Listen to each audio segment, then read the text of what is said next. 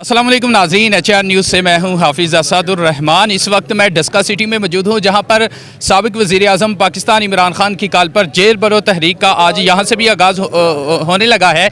और अभी मेरे साथ पाकिस्तान तहरीक इंसाफ के सीनियर रहनुमा डिस्ट्रिक्ट सियालकोट चौधरी अली असजद मल्ली साहब मौजूद हैं। आइए हम इनसे बात करते हैं। अस्सलाम वालेकुम सर। वालेकुम सलाम। सर, जेल बरो तहरीक का आगाज़ आज यहाँ से करने लगे हैं, क्या कहेंगे? गिरफ्तारी देंगे?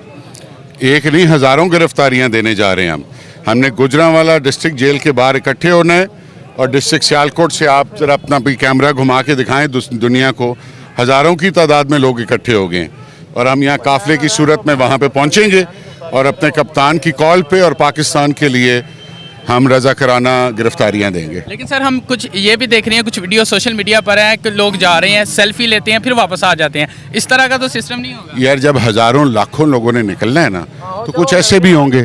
जब ऐसे होंगे तो उसको जो उनकी वो नेगेटिव मीडिया सेल जो उनका चलता है वो उठा के उसको हाईलाइट करना शुरू कर देते हैं।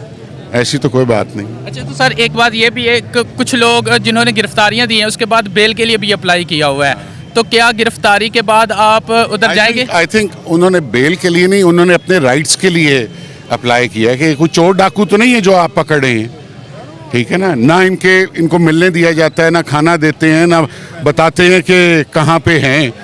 हम तो सिर्फ कह रहे हैं जो बेसिक ह्यूमन राइट्स हैं या इस गिरफ्तारी में जो राइट्स होते हैं वो मिलने चाहिए। हम ये नहीं कह रहे उनको छोड़ दें, देयर इज अ डिफरेंस।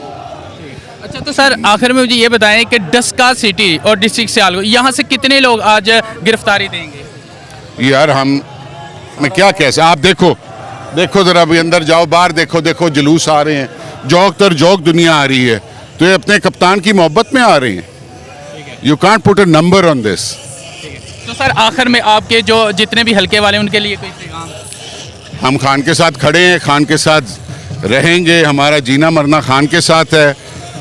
मेरा ये मानना है कि पाकिस्तान को अगर हमने बचाना है तो हमने इमरान खान को लाना है, सीधी सी बात है यार। ठीक है सर।